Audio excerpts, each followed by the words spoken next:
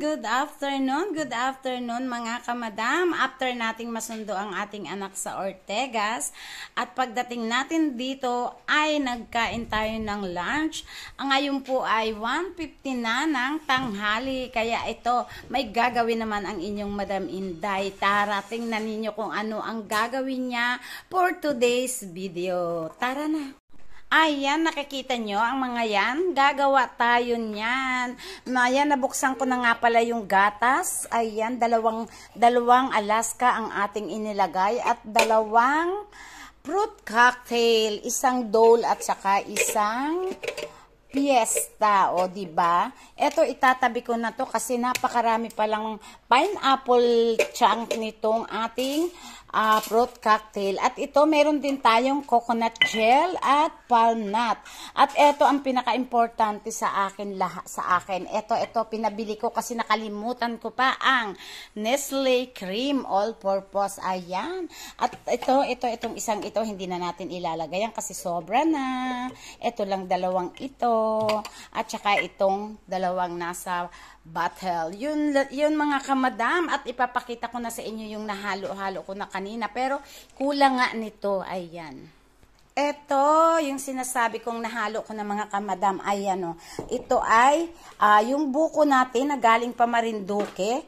Yan, yung buko na yan. Nakinayod ko na yan para hindi ko nadala ang bunot niya papunta dito sa Cavite.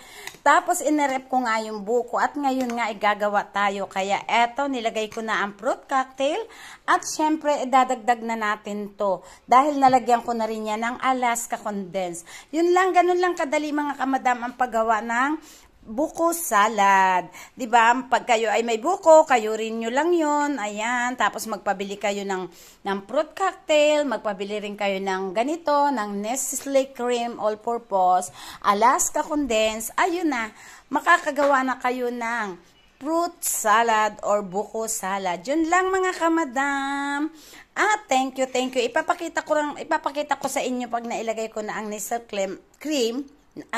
cream at ilalagay natin sa rep. Yan, ito na po ang finished product ng ating ginawa na buko salad. O diba, naging masabaw kasi naglagay tayo ng Nestle cream dyan at ng Alaska Condensed. O diba mga kamadam, ayan na. At ilalagay na natin sa mga tub na ganito. Sandali lang. Yan, at ilalagay na natin sa mga lalagyan ito mga kamadam.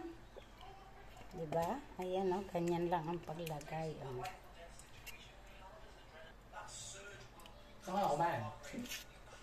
At ilalagay na natin ito dito sa lalagyan natin mga kamadam. Tapos ilalagay na natin ito sa freezer para maging matigas na siya para pagdating ng mga gustong kumain ay makakain na sila. At napuno na natin ng isang lalagyan, o diba? Tapos ito namang isa ulit. Maglalagay tayo. Ayan, ito yung pangalawa mga kamadam.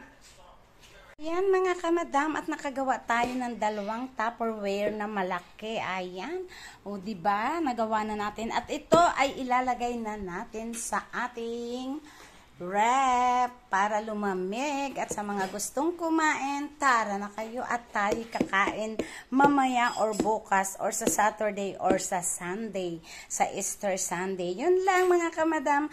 At thank you again. Maraming salamat. Yan, at nailagay na natin sa rep ang ating buko salad. At pagkatapos niyan, ibababa natin dito sa baba para lang pag lumambig na at na-freeze na, ayan, lalong masarap.